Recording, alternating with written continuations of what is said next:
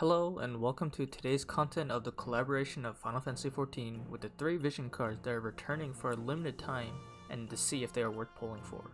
For experimenting on this video, I wanted to try doing a bit more impromptu of video form on these 3 vision cards and like what to expect of them for the future with information we have from the Japanese servers and mono element vision card buffs.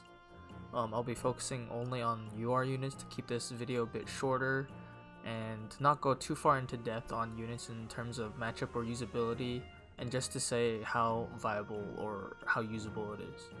Without further delay, let's get this started. To begin with, we'll start with the MR card, the Shadowbringers card. So from here we can see that HP is 230, not bad. The attack is 121, not bad. Magic is 76, a little bit on the lower end, but it's still usable. The bestowed or personal effect is Dark Attack up 20 when maxed and light resistance -5. I don't think this is really a problem. -5 a light resistance, it's not too big. You're getting much more bigger benefit in terms of the dark attack, so I don't think it's too much of a problem. The best part though about this card is the party effect in my opinion, which is the dark resistance. Because this is not like mono team or anything, this is straight up just the vision card's effect. You get 15% dark resistance, period. Does not matter if you're like a mono team or anything, it's just there. So 15% is pretty good. And as we can see for the party effect, once the elemental buffs come out for mono teams, for dark types only, it looks like you get up to 15% strike resistance.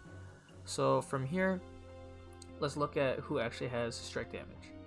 So in terms of JP, currently they have Auron, Xmas Venera, Olid, Engel, Galicia, Ziza, Cecil, Mesheri, Ramada, Lardo, and Lucia.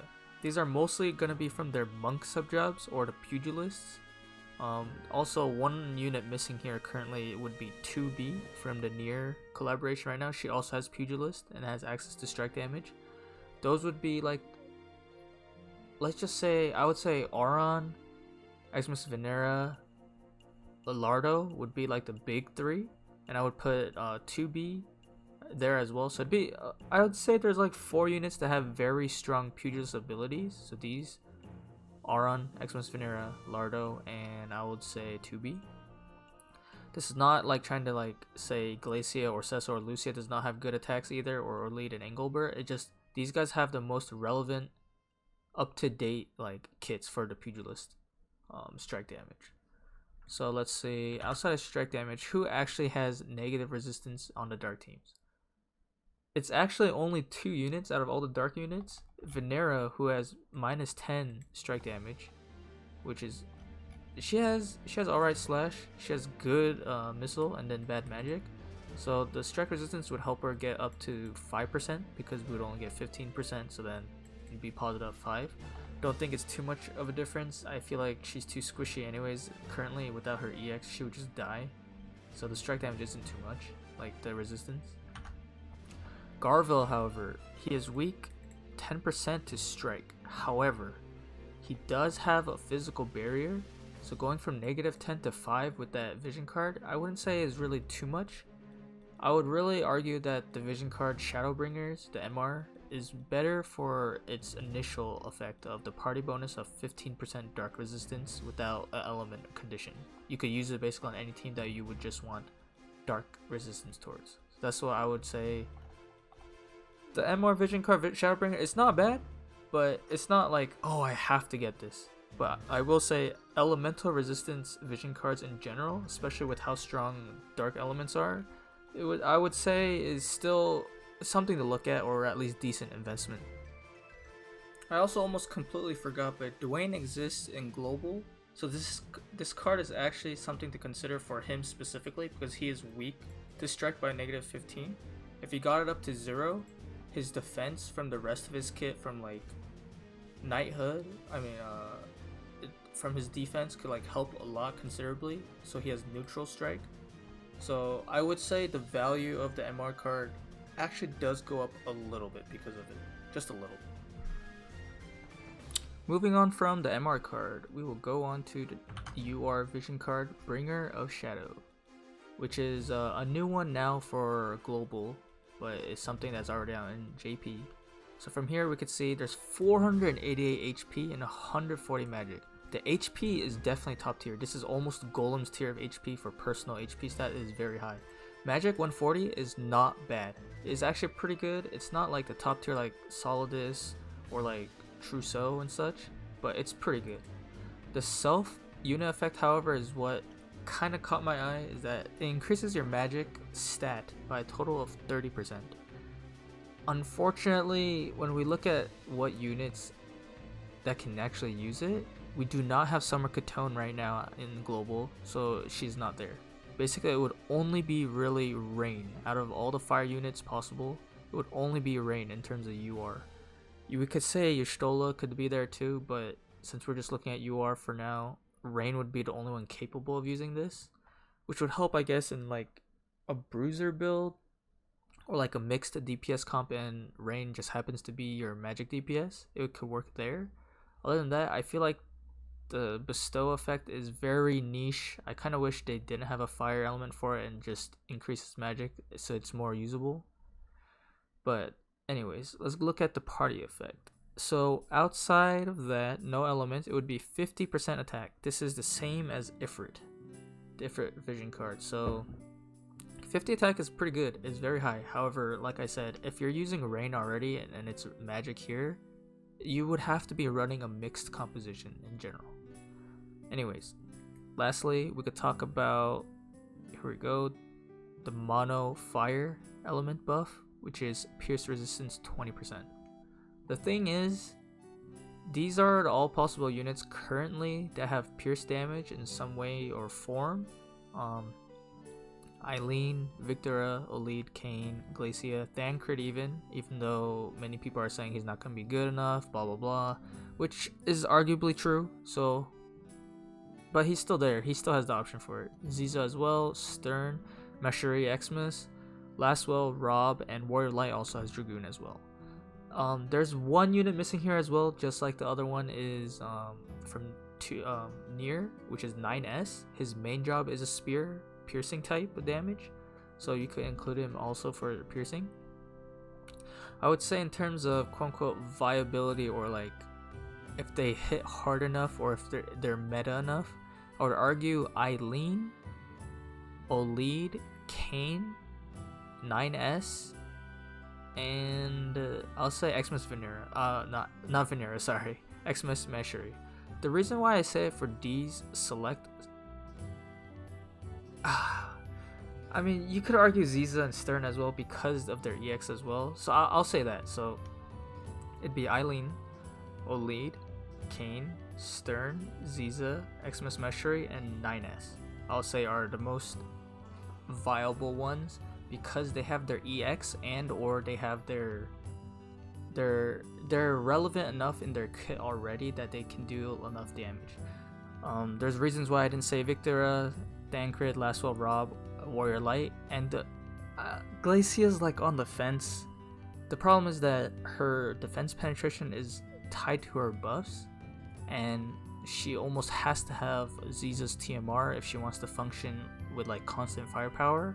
So I guess you can argue for her, but as of right now, the EX units and Kane pretty much are just gonna be the most relevant pierce damage.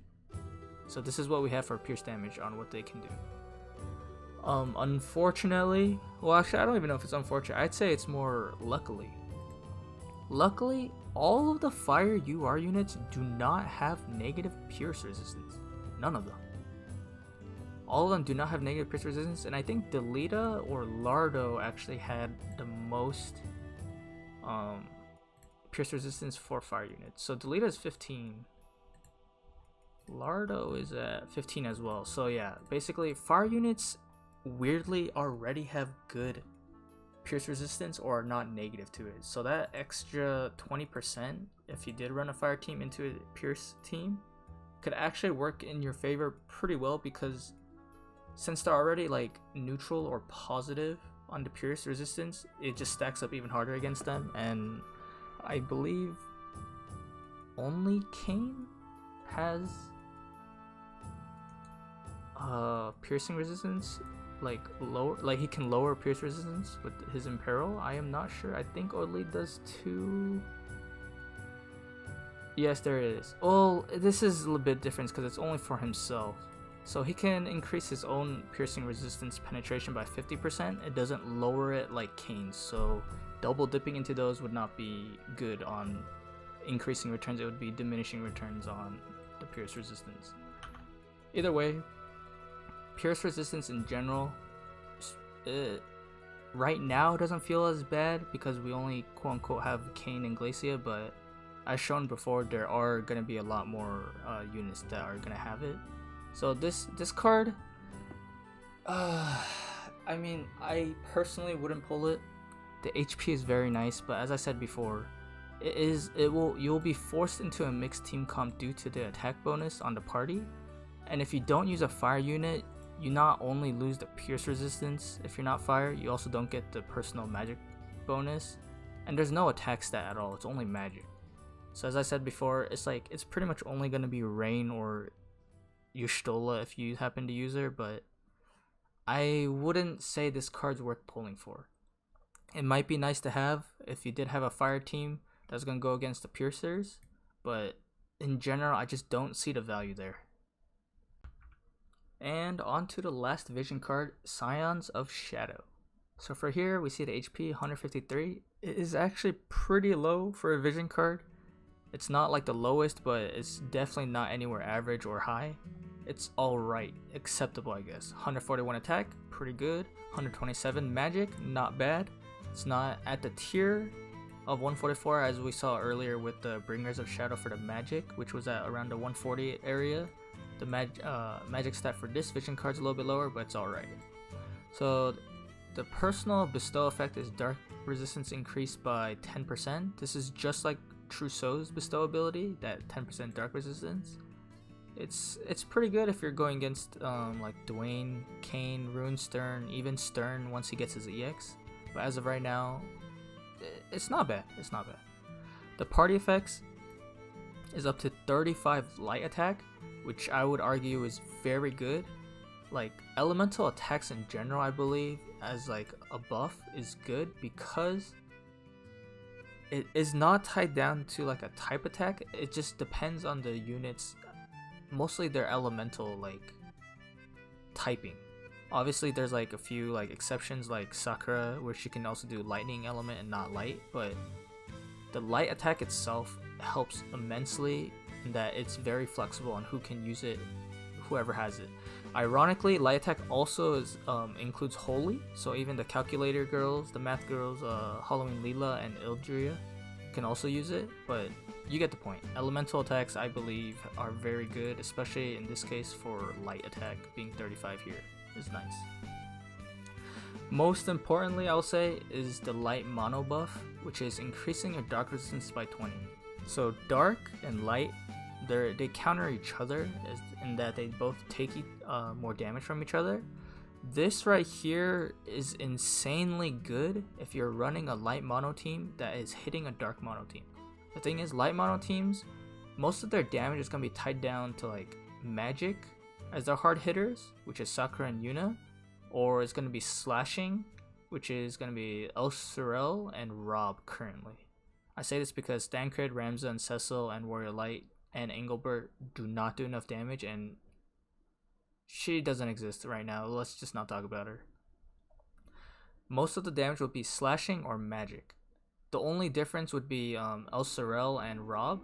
Rob does have piercing, and El Sorel does have missile. But because the buff here for the party effect is light attack, it will help them regardless because they are light element. And the dark resistance, this makes it so that these are the dark units that are UR, and these are the light units. The thing is, dark units are tied down mostly to Slash, which is Rune Stern, Regular Stern, Whisper as well, and Venera, and then Piercing, which is currently only King, but he is a dark unit and he's very strong even now, right now in our meta. So Garvel is magic oriented, which is going to be coming up very soon. Well, not very soon for us, I think a month out or so, maybe 2, close to around there. So he's not out yet, but he's also a dark type, and I guess you could use Fenrir, but basically Dark Element, if you're using it against, Dark Resistance, if you're using it against a Dark team, it is very good. Similarly, Ziza, she also got her EX, but she's mostly strike damage. The thing is, there are very little sources of strike resistance. That's why the MR card Shadowbringers I said earlier at the start of this video, I would say is maybe it's arguable to pull because getting strike resistance is very rare, but since only these two units have negative strike resistance, you can argue it's also not worth it because Kane's, Runestern, and Stern, and Ziza, and Whisper all have positive strike resistance. Also, I forgot to mention, but Dwayne is also out for Global, so Dwayne also has his Rising Twilight that lowers Dark Imperil, so it is a Dark Imperil and it lowers Dark Resistance, so having the Scions of Shadow vision card, 20% will help mitigate against that, so that's also something to consider because Dwayne is in our meta and they don't have that in JP as of now, but we have him earlier. He is more relevant. We don't have Garville right now compared to them, but Dwayne is also very relevant because he can lower your Dark Resistance. So basically, if you did get Scions of Shadow and had a light mono team, you'd be able to resist the top DPSs, which is these three right now. I would say Stern EX is very strong as well, but he's so glass cannon, any chip attack he gets hit by, he will probably die. Not always. It's more that he can kill you in one hit or he'll die in one hit.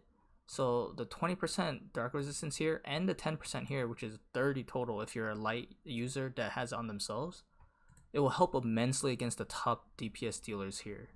But this is only for dark units, and these are going to be the light units.